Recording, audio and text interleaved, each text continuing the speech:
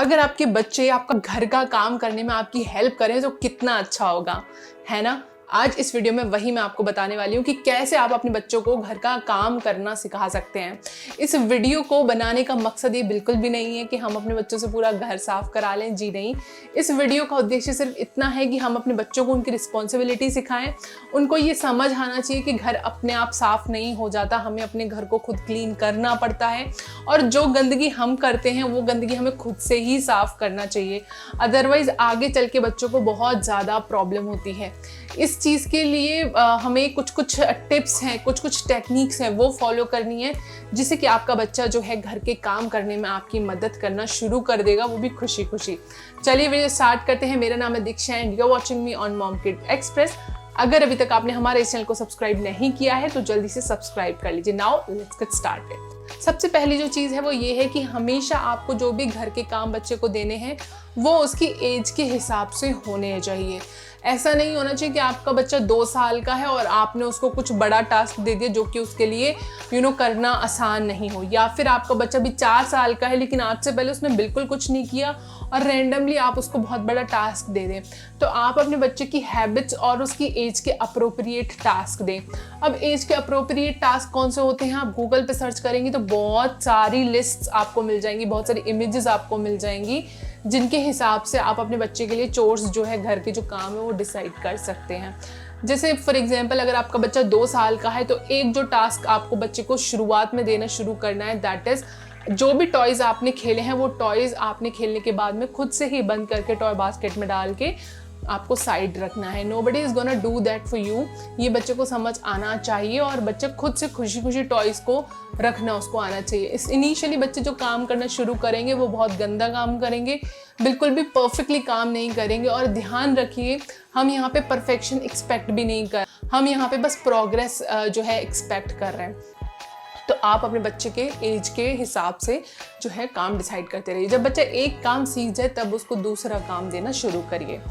दूसरी जो इम्पॉर्टेंट चीज़ है कि जो बच्चे के घर के काम है ना, उनको आप एक रूटीन में शामिल कीजिए। जैसे कि आपके जो घर के काम है वो भी आपके एक रूटीन में है, इसलिए आप उनको कर पाते हैं और आपके लिए आसान होता है। जैसे आपको पता है आपको सुबह उठ के कुकिंग करना ही करना है, that is a part of your routine.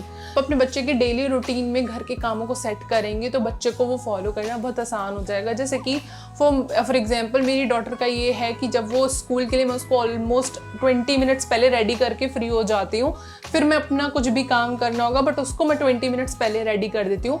फिर जो 20 मिनट्स का गैप है इसमें वो पूरा घर में उसके जो सामान इधर उधर पड़े हुए होते हैं, कहीं पे पेंसिल बॉक्स होता है, कहीं पे एग्जाम पैड है, कहीं पे क्ले है, कहीं कॉपी है, कहीं कुछ है, तो वो सारा कुछ कलेक्ट करके उसको अच्छे से रख के जाना है। That is her task.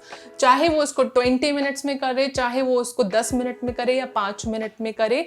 और यूजुअली अब जब आप बच्चे को डेली बेसिस पे इस तरीके के टास्क सिखाते रहते हैं ना, तो बच्चा कभी उसको मिस नहीं करता। ऐसा नहीं होता कि आपको बच्चे को पीछे लगना पड़ता है, अरे जल्दी करो, ऐसा नहीं होता। कामली अगर आप बच्चे से काम करा सकें बिल्कुल शांति से, सुकून से, तो बच्चा भी इंजॉय करेगा, आपको भी फ्रस्ट्रेशन नहीं होगा। तो ओवरऑल एक ये विन विन सिचुएशन होगी। तो बच्चे की हैबिट में डालना है। अगर बच्चा मान के चलिए उस 20 मिनट में कुछ उसने आइटम रखे और कुछ वो रखना भूल जाता है या फिर समय नहीं बचता, बहुत स्लो कर रहा है, तो जस्ट लेट इट बी, कोई बात नहीं। उसको अप्रिशिएट कीजिए जो उसने काम किया है और नेक्स्ट टाइम उसको थोड़ा सा बोलिए कि बेटा थोड़ा सा जल्दी करना है आपको, बट ये बहुत ही पोलाइट मैनर में बोलना है, आपको बहुत जल्दबाजी नहीं करना, इससे बच्चे बहुत ज़्यादा एंग्शियस हो जाते हैं। जो थर्ड टिप है वो ये है कि जब आप अपने बच्चे से घर के काम करा रहे हैं या उसके खुद के पर्सनल जो काम है वो कर रहा है वो, तो उस टाइम पे किसी भी तरीके का डिस्ट्रैक्शन नहीं होना चाहिए।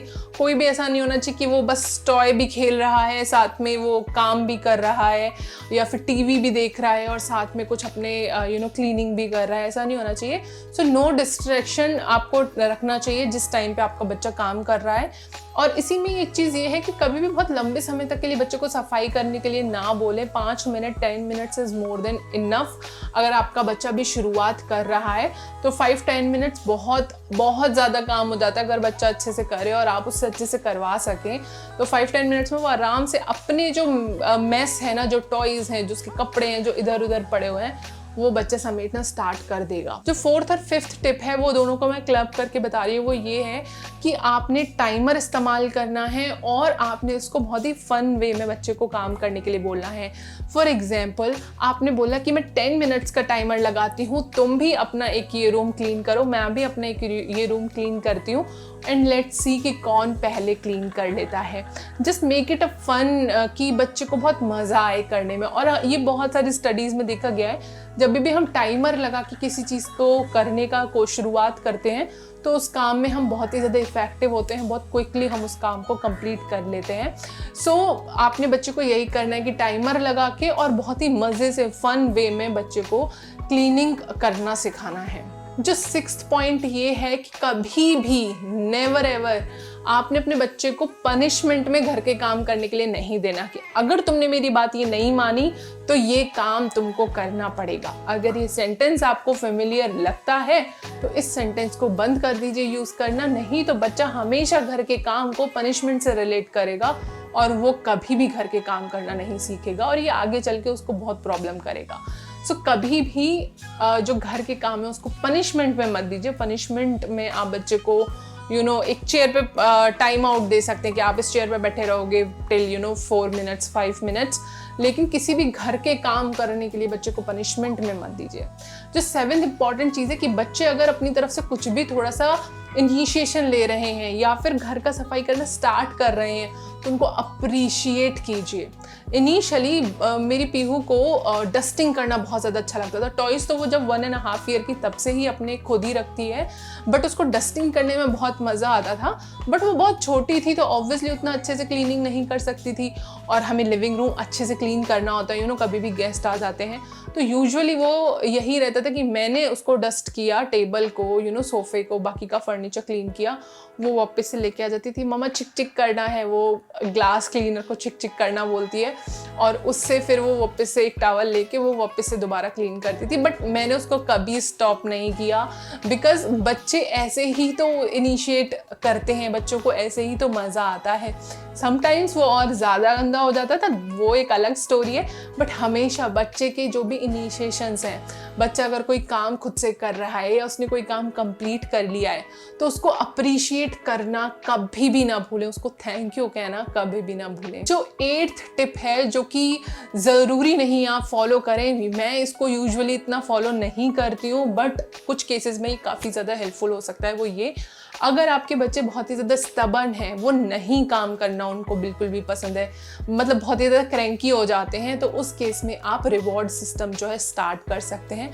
रिवॉर्ड में आप अपने बच्चे को बोल सकते हैं कि अगर आपने आज अपनी चीज़ें अच्छे से संभाल के रखा, अगर आपने अपने टॉयज़ हमेशा खेलने के बाद में रखा हर बार, तो आपको इवनिंग में हम आपके साथ में 15 मिनट्स के लिए, हाफ एन आवर के लिए आपके साथ हम खेलेंगे, या फिर कोई उसका फेवरेट शो आप उसको दिखाने के लिए बोल सकते हैं। तो ये एक रिवॉर्ड सिस्टम आप कर सकते हैं।